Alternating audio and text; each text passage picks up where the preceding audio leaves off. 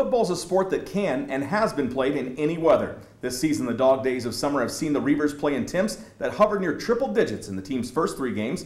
So why not completely flip the script in week number 4? A chilly, muddy, rain-soaked affair in week 4. And it's likely the final trip for the foreseeable future to the Peace Garden State. We'll take a dry look from the cover of the cameras at Iowa Western's Puddle Bowl with the Wildcats of NDSCS coming up on the Coach Stroh Show right here on CBTV Channel 17.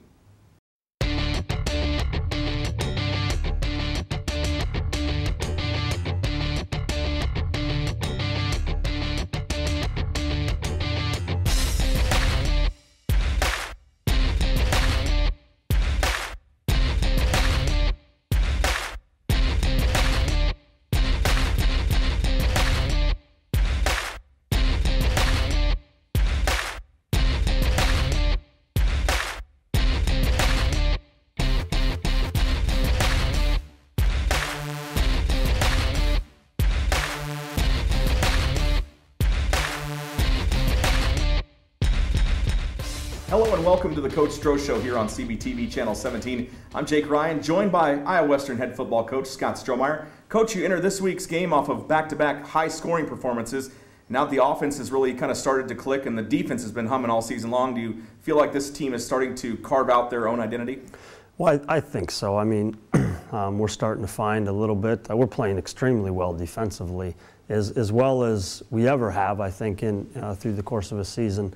So maybe that is, we're not maybe scoring at the clip that we have been in the past, but so I mean we're scoring enough, and defensively is playing extremely well. 62 and 61, not carrying the torch that last year did. Exactly. I mean, come on, Coach, pick it up, would you?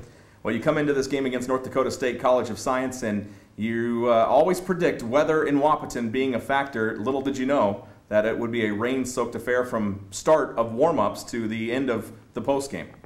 We had kind of an idea, that it was in the forecast, but I never would have guessed that it was going to be. I mean, literally, when we got off the bus at 11 o'clock or 10:30. It didn't stop until we got, actually it didn't stop until we were about 30 miles away. So you never know what you're going to get. I'm just thankful that it wasn't as windy as it sometimes can be, but it definitely was rain-soaked. Well, Coach's hands are no longer pruny. Let's take a look at the highlights and we'll see exactly what happened in the first half against the Wildcats of North Dakota and the Reivers of Iowa Western. Here you go as you start off, and as pouring as it was, you can see the rain in the picture. You guys start off passing the ball, of all things. Well, and I actually thought, if we're going to do it, we might as well try early. The balls were, they were wet, but they weren't for the entire game. So we came out throwing it a little bit and, came up short, though. You start off this drive, and you see a pass out here to Austin White, who started in place of Akis Teague, and he gets forward, and as you say, you're forced to kick the ball away. Now, you turn the ball over on downs, which is a good thing on days like that because you don't want to accidentally put it in the hands of the punter when the ball is so slick, do you? Exactly, and that's what we're trying to stay away from is, you got a snap, you got to catch it, a kick. We didn't want to put that on the special teams. Well, second drive of the game, it's Tay Bender that starts ripping off a series of long runs here, and he had quite the day when it was all said and done, but Tay doing a good job early on, started off 7 for 7 in the passing game.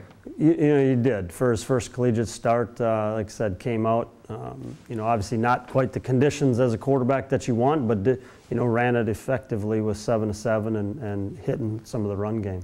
You get Alex Reed down inside the 10-yard line on that play, and then Ian Begg comes in. He'll carry the ball and slips down.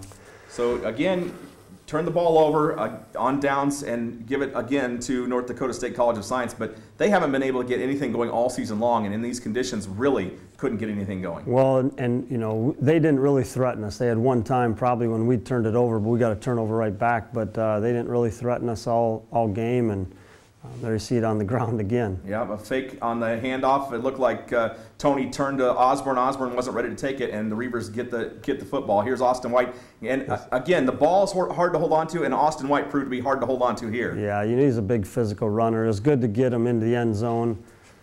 We try a little that was designed there. I was going to say, I heard that earlier in the week that was probably going to happen. And just didn't, like the conditions hurt us there a little bit. Batted down at the line of scrimmage. So Austin looked like he might have been down. So you do get one of those calls that you never think you get up in Wapaton at the 2, but he's called in to the end zone for his first touchdown as a Reaver. Ball on the ground again, and I asked you, had you counted how many times the football actually hit the turf, and you lost count. Yeah, there was a lot. It's tough. Like I said, you really got to take care of the football, and here's Tay again with another nice run.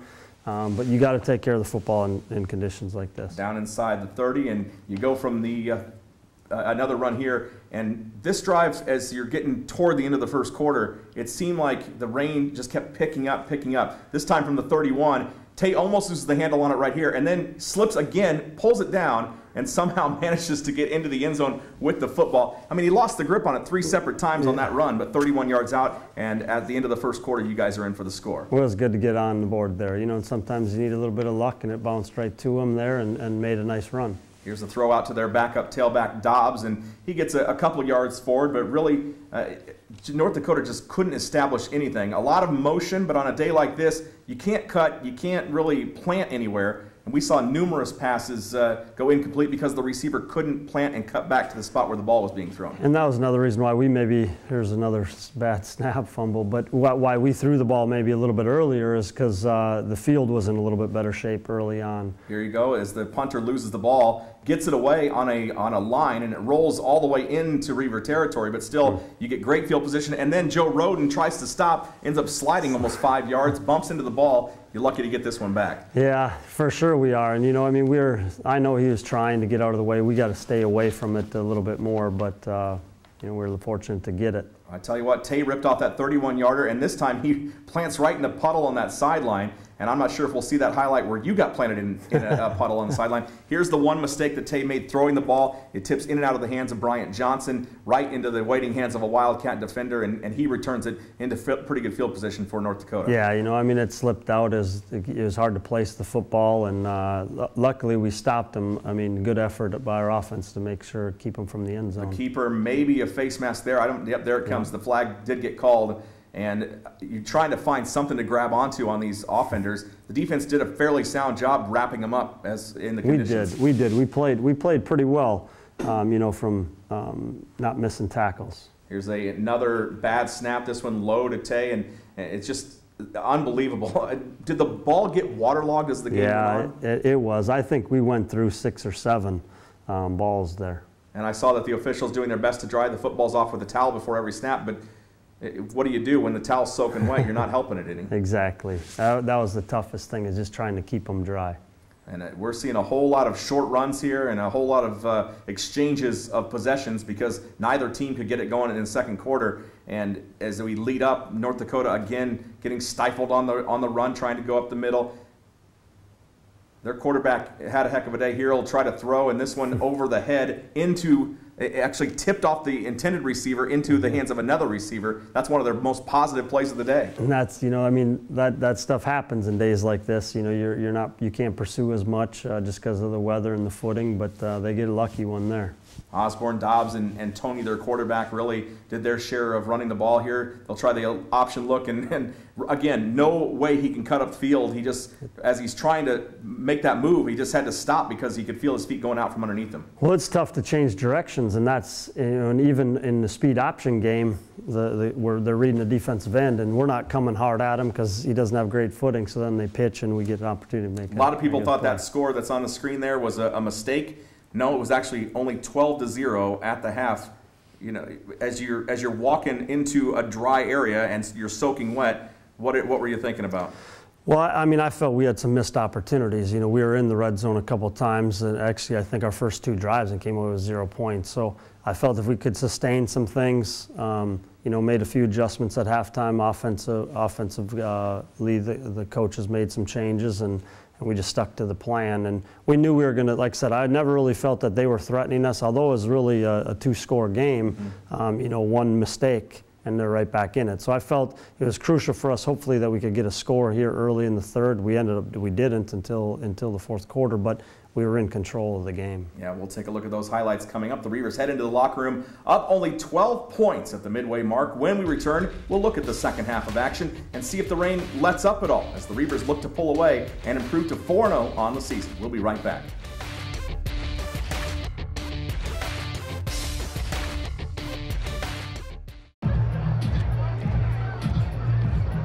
If you drive buzzed, it could cost you around $10,000. You'll face major legal fees, major fines, and steep insurance penalties. You could lose everything. Buzzed, busted, and broke. Because buzz driving is drunk driving.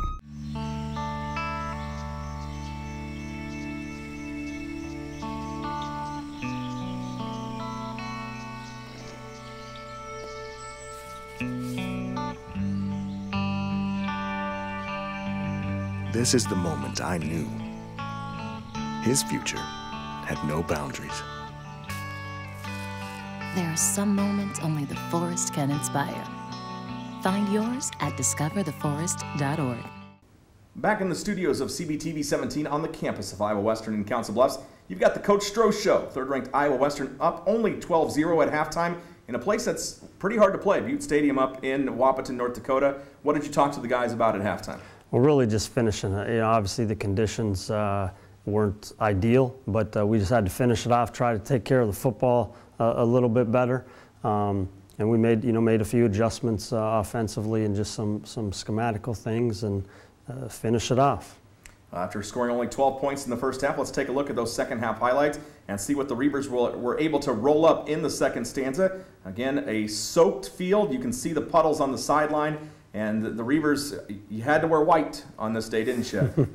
Muddy jerseys galore, and Science starts off, they want the home run ball, and again, they probably would have had it there, and they do get the penalty flag, but the ball bouncing out of the receiver's hands. Again, you started off, you got some dry footballs coming out of the half, they're going to take some shots, and they start throwing it. Hansana, a pass outside, looking for Claude Garrett, but a great play there by D.A. Williams.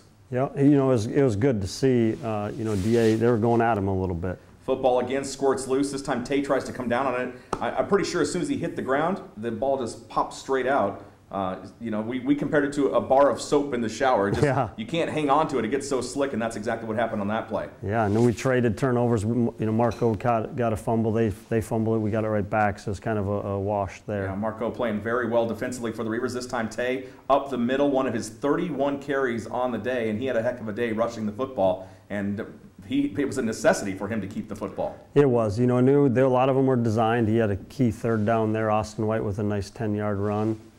This time out to Geronimo Allison, and as productive as he was the first 3 games, he really was limited on the day just because of the conditions. Yeah, it was tough. You like to get him the ball, but like I said, in a day like today, let's grind it out. Tay squirting past the 50-yard line on that play. Here's a run by Antoine Gilbert. Gets his bell rung a little bit, but another solid run for the Reivers.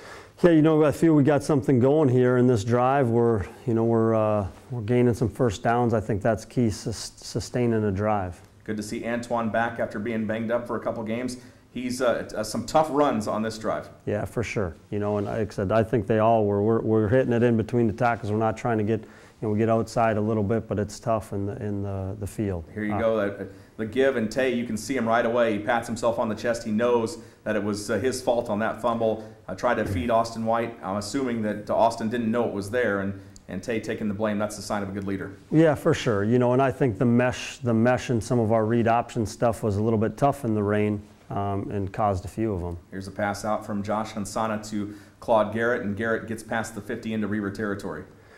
Well, now it's time for the defense to make a stop. There was tough. You change the direction a little bit, slipping, but they're going to come up here with I think a big play here on the batted pass. We have Isaac Flomo on the previous play. This time that went incomplete, and they will turn the ball back over to you. Here's another handoff. This time Austin White to the near sideline, and gets pretty close to that sideline. You can see guys backing away. They kind of learned in that first quarter or first half of play that they had to get it out of the way a lot quicker than they were in that first half of play. I found that out myself. You got to get away. And what's better, Gatorade or a puddle? I'll take Gatorade. Tay passed the 50, and you can see he has to slow down almost immediately when he hits that sideline, and the stutter steps to continue to slow down. Otherwise, he was ending up on the track that surrounds the field. Exactly. A lot of credit has to go to our offensive line in a day like this. They really did a nice job. Here is a good second effort by the Wildcat tailback, but guess what? He ends up losing even more yards by continuing to keep going. And we get into the fourth quarter, no score in the third, still 12-0 Reivers. Well, I felt, even though we started off slow, I felt we were sustaining some drives, which was key. Here's a return by Alex Reed, and Alex had a tough time hanging on the football. He does it here, and he rips off a pretty good return, but it was a little bit costly as he comes up a little bit lame at the end of the drive. Quick Jimmy Hawk getting on top of that ball as it got knocked loose. Well, you know, kind of a momentum changer, a big run, and it's unfortunate, you know, that Alex got a little bit dinged up on the play, but we're in good field position. Get a score here. Austin White down near the 25-yard line. There was a hole at the 25 that ball just kept bouncing into on punts and other things. Tay, again, second effort here. He starts to slip up, but a penalty marker comes in late. You guys move back a little bit. You'll throw to the end zone on this play, and triple coverage. It ends up that the other corner comes in or the safety comes in, but an incompletion and turn the ball over again here in the fourth quarter. Yeah, you know, we were just trying to take a shot, throw it up maybe if we come down with it or a pass interference and turn it over on downs and let our defense go back out. Here's Lamont Osborne again, the tailback for the Wildcats. Couldn't get anything going all day, and they continue to try to rush. Here's Dobbs, their backup tailback, and a nice tackle there by Ryan Langford. Yeah, you know, like I said, they're playing well. We get the ball back. We're trying to go to the air a little bit just to see if we can't get something going, you know, in the pass game. The surface at Ellsworth the week before, a little bit different than this grass surface, but it will be, I believe, the third time that you guys will play on grass this year. Georgia Military also has a grass field, but this one banged up. You can see it just wearing between the hash marks all game long. Yeah, I mean, it's like I said, it's done for the year. Big third down catch there. But yeah, the field's going to be in tough shape for the rest of the year. Absolutely. Here is another rush by Tay Bender across the 50, down inside the 40, and upended almost every time. At least the ground's soft. Yeah, exactly. You took a little bit of a shot there, but we got one there. They missed a tackle. Tay came down to his hot throw, and Spencer made a guy miss. Yeah, Spencer Smith, a good run there. Here's also a good catch after a run after the catch there. Spencer Smith makes way for Austin White on the next play, and then Tay Bender surging forward gets near the goal line, and it'll take a couple more plays for the Reivers to get in, but you do. Here's Tay Bender's. Are we still outside? It's still outside the goal line. Yeah, it is. Yeah, here's the touchdown. Yeah, but he walks in untouched and just racing to that corner of the end zone. Right then, 18-0. You try for two on that play, and then 2 plays later, when Science gets it back, Cody Polk getting his first interception return for a touchdown out of that middle linebacker spot. Didn't look like it was raining there. He caught it in stride and kept going. But it's a big play. You know, it's good to see defensively get a score for how well they played. You know, Cody played extremely well, and to get a touchdown and put it up to 25. Absolutely, 25-0 your final score. Let's take a look at the stats in the game. Tay Bender setting the record for a quarterback for rushing in the game. 31 carries. How was he feeling after the game? He was a little sore. I think he was a little sore Sunday. It might be a little sore yet today, but you know, in a game like that, that's, you know, and you talk to Tay, and he's going to tell you the same thing. Whatever you got to do to win, and he's a competitor. So he took some shots, but carrying it 31 times, that's a heavy load. Yeah, it was a win's a win in those kind of conditions, that's for sure. Well, when we come back, we will check in with IWTV student Aaron Zach. He'll sit down with Iowa Western quarterback Tay Bender. See you on the other side.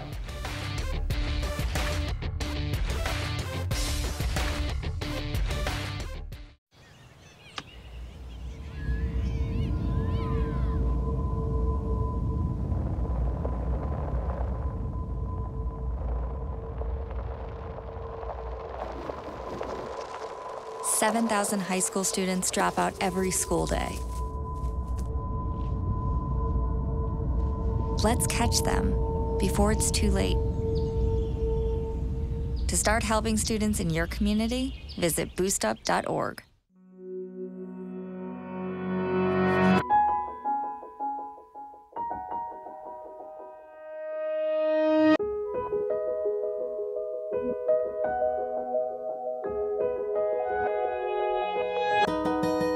For those dealing with the daily struggles of caring for a loved one, we hear you. That's why AARP created a community with experts and other caregivers to help us better care for ourselves and the ones we love. The Coach Stroh Show continues here on CBTV 17. I'm Aaron Zach, joined by number 7 Iowa Western quarterback Tay Bender. Thank you, Tay, for joining us today on our show. Thank you for having me. Congratulations on being 4-0 and getting your first collegiate start. Thank you, I appreciate it. When did you find out that you would be starting? I found out the Monday of our game. It was kind of a hidden thing. We didn't really know what was going on, but he did give me the thumbs up that Monday. So how did it feel to be named the starter for this past Saturday's game? It was great. Since it was my first start, it kind of brought me back to high school days. You know, being the starting quarterback, everybody looks at you, you know, to make the plays and whatnot. So it kind of brought me back to the glory days, but it felt really good. It was a good, humbling experience for sure. Now you had a record-setting day Saturday, throwing 14 for 20 for 90 yards, and then 31 carries for 173 yards. That is an impressive record. It's, to be completely honest, you know, I didn't know it was a record-breaking day. It was really cold, a little wet. I was more worried about getting off the field and hopefully not catching a cold. But you know, with the whole joy of breaking a record and everything, you know, it's great. But you know, I give all the credit to my linemen. You know, they did a great job. Sebastian, you know, with his hits, Cato with his hits, and Trav, our center, you know, making great plays as well. So I mean, the record wouldn't have been broken if it wasn't for them and putting in their effort. Now I could see that you were getting a little bit frustrated because of the weather. It was pouring down rain. It was hard to hang on to the football. What did you have to do to calm yourself down? It was one of those, you know, as a quarterback, a big saying is, you know, let it go. It's, you know, it's over with, new play. And, you know, after a couple of the fumbles that we had, you know, I couldn't sit there and drown on it. I had to get up and get on to the next play. So it was a little frustrating but I had to keep my composure, not only for myself, but for my teammates, so we can get the ball moving and everything else. And, you know, after I kind of got myself together and my teammates together, the fumbles actually started decreasing from what they were before. So it worked out pretty well. Now, as impressive as that record-setting day was, the most interesting thing I saw was when you got pushed out of bounds and you took a little bath in the sidelines water puddle. Yeah, it was really cold. Definitely woke me up a little bit. I just remember falling and drinking half of the sideline because all it went in my mouth, and I remember standing up, and it wasn't even like, I just got wet. It actually made me really excited, and it was actually really enjoyable then, but then afterwards, you know, taking my equipment off, it was a little wet. Yeah. Now you went to Kansas State at first, and then you transferred over to Iowa Western. What's been the culture change for you? You know, K-State, you know, was a great program. Probably wasn't the best fit for me at the time, you know, with me being so young. But coming here, I've really noticed myself growing up, maturing a little bit faster with the responsibilities, not only on the field but also in the classroom. I love it here. You know, the team, we all get along. You know, it's like a big family, and you know, you can't pass that up. So. Right. So what are your plans for after playing football? Do you plan on going to another college and playing, or what you plan there? I'd love to, you know, carry on to another school if I get the opportunity to as well. But you know, football, you know, I can't depend on football my whole life. Like I said, I'd love to go somewhere else, but if I don't get the opportunity, you know, I got to stay into the books, you know, get the grades that I'm getting, so I can set myself up for the future that I have ahead of me. So if you don't go into football, what do you want to do? Well, I'm majoring in graphical design, so hopefully be an artist of some sort. I don't know of what yet, but hopefully I keep doing what I'm doing and it'll lead me somewhere. So tell me a little bit about yourself. What do you like to do when you're not playing football? I like to read books. Yes, I'm a gamer. I like video games. I'm a big Netflix fan. I love Johnny Bravo, a little cartoon from back in the day that I still watch. Other than that, I like to hang out with friends. I'm very family-oriented. I love spending time with my family. I have the best family support, by the way. And I mean, I'm a pretty simple guy. All right. Thank you, Tay, so much, and good luck on the rest of the season. Thank you. I appreciate it. Coming up after the break, the voice of the Reivers, Jake Ryan, sits down with Coach Strohmeyer to talk about what's next for the third-ranked Reivers. We'll be right back.